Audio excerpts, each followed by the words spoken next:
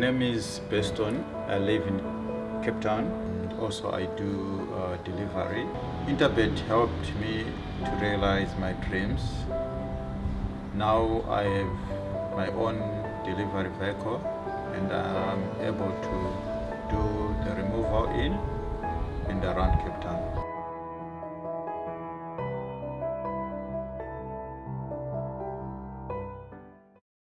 The penultimate race on Sunday commences at 15:50 over 1200 meters. It's an MR86 handicap where the bet market has got it 4-1 the field. But before we discuss race number 8, let's have a look at Gimme a Rainbow when finishing second on the 29th of March, and then interviews Garth Puller, Alison Wright, Vaughan Marshall.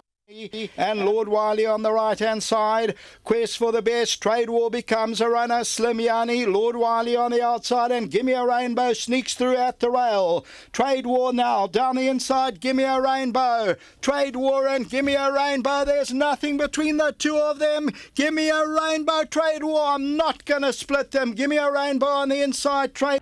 I feel the 1200 for Champompo Champisi will be a bit short for him. The program hasn't really worked out for him, so we've gone with this race. We are putting the 4 kg claimer on, and if he can, ride a nice race, I feel he can run into the money. Yeah, very much. We brought him back to 1200. He's won 2 of 4 starts over the distance in Cape Town, and that was a tough 1200 at Kenilworth. So I think he's in with a huge chance on Saturday, providing we don't get too much rain. He's a horse that doesn't like it wet, so we must just hold thumbs. Yeah, Winter Baron, badly rated at 91 for a 2-time win in 3-year-old.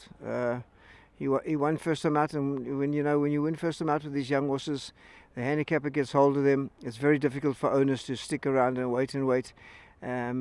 He's doing well, and I expect him to run a nice race, but he's got a bit of weight to carry. He's a nice little horse. He's probably weighted right. His post-maiden run was a good run around the turn. I should probably have run him down the straight instead of putting him straight around the turn. But we got that out of the way. He pulled the muscle in that race in his hind quarter. He's over that. He's not probably 100% racing fit, but I'm sure he'll run on at the finish.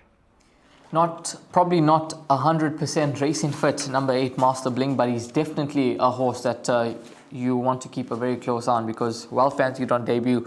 He won, he beat a weak field, but there was lots of confidence about this horse, so definitely keep a very close eye on number 8 Master Bling with 53 kgs on the back. He's one of the runners on my short list of just 2 horses. The other runner is number 13, Cheeky Laddie. He's my top selection in this lineup. Wet conditions not going to suit him. It's likely to be soft at Hollywoodbets Scottsville on Sunday. He's 1 from 1 in the wet. He won in the yielding over this course and distance when winning his maiden. He's drawn right on the outside, which I think could be a positive with all the rain. And I think he's going to run a huge race. Last time out, would have just needed his run. He had to carry 60.5, returning off a 5-month layoff and returning off Gelding as well. But he's having his second run after rest Gelding. I think this horse is going to run an almighty race at around 4-1. I know it is a big field, but I'd say that Cheeky Laddie's worth a punt on the head at around 4-1. So that's the top choice for me. He's on a mark of 80. I think he's a horse that once he gets his confidence back, once he starts winning races, I think he'll go through the divisions and he'll win his fair share of races. So 15 from 8, those are my top 2 selections in the race. But you've got to throw in number 3, Gimme a Rainbow, based on his penultimate run. It was a cracking performance behind Trade War, although this is a much stronger race. Yeah, no, in full agreement with you.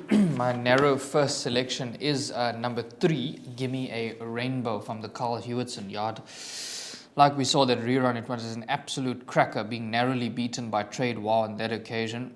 And Serena Moodley knows this horse extremely well. At around about 8-1 in an open betting race, I definitely think that he must have an undeniable chance, but it doesn't end there. It's a very, very open race. You've heard my numbers earlier. I've gone light in a few of the legs. This is the race where I'm going to be going very, very wide in the pick 6 because it does look very open. Moving on to the next number to include a horse like number 9, Champompo Champisi, at around about 16-1. And this horse does have to carry 62, but I've seen they've gone with the apprentice who's going to take the 4 kgs off, so he's going to shoulder 58 kj Lihaba. Got to throw this horse into the pick 6. Other horses to include number 13 from the Vaughan Marshall yard. You heard those comments on ensuing. Very, very a good horse. This, I've watched him race in Cape Town. I really, really like him. But he said he may not like the soft. So keep a close eye on the track conditions and the going. And if it is soft in the day and if he doesn't like it, look at the form of number 15, Cheeky Laddie. That's Rahil's selection. He likes that. Has run close up behind number 13 ensuing. You, excuse me, you have to throw that into all bets. And then also numbers 1, 8, and 10. So quite a few numbers there for the pick 6. I'm going to call them out again. 3, 9, 13, 15, 1, 8, and 10. So you've got to play it a little bit wide. If you want, you could possibly even go the field here, Rahil.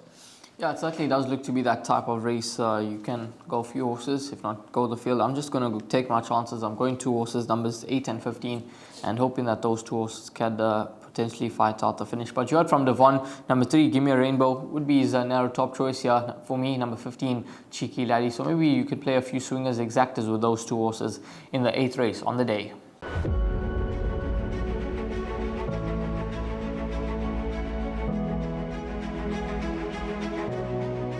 Good fun. Days like these are great. You get the whole industry together, and to have, you know, companies and corporations like Interbet and Cape Racing who are so generous with sort of time and energy into making a day like this possible is it's fantastic for everyone.